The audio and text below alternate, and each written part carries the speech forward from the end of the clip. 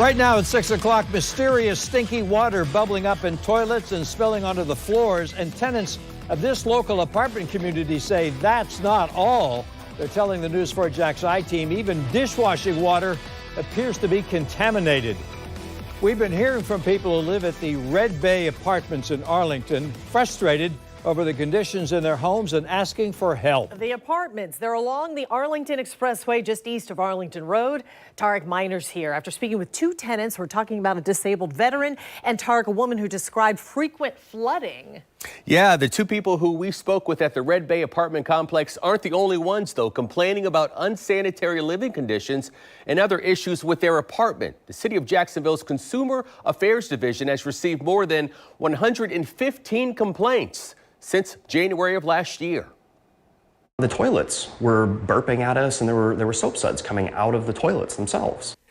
Andrew Hurst is a disabled veteran who served in Afghanistan and Iraq. He couldn't believe what he was seeing in his home.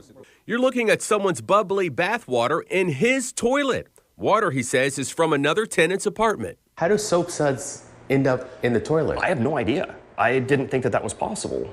Lord knows what that was. Or what else is coming up through these lines. The plumbing issues don't stop there at the Red Bay apartment complex.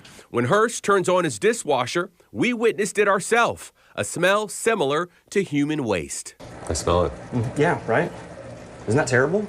It smells like it's like poop, or it's like a sulfur. Step outside of his apartment and you'll see shredded pieces of what appears to be used toilet paper that also bubbled up from his sewer pipe right next to his patio. This goes directly into the sewer drains, and it'll kick all kinds of disgusting toilet water, and we've got pieces of toilet paper on the ground right in front of us.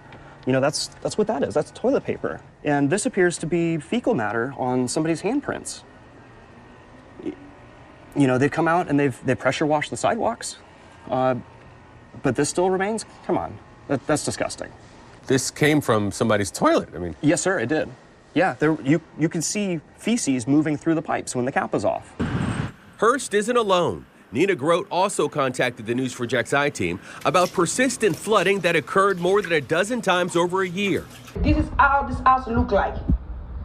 Now I am so pissed with water on the floor. We just moved into this house and nothing is fixed. But yet, I'm paying my rent. I have a mold, mildew. There's a major leak. When I say it's leak, my kid bathroom, the leakage is going from the bathroom to the living room. Grote signed a year lease last March, paying $1,891 a month in rent. She says the water from the shower irritates her two children's skin. She sent us these pictures of their rashes. A bad smell. So when I said the house smell awful. And I have 3 kids in the house. It's like when I say, I can sleep. Other complaints that the News4JAX I-TEAM is looking into include the air conditioner and the hot water heater not working for long periods of time. Complaints of mold and mildew, pests and problems with electricity. Property managers did respond to News4JAX's request for comment in a statement reading in part, "We understand the importance of maintaining a high standard of living for our residents and acknowledge that prompt resolution of maintenance issues is essential to achieving this goal.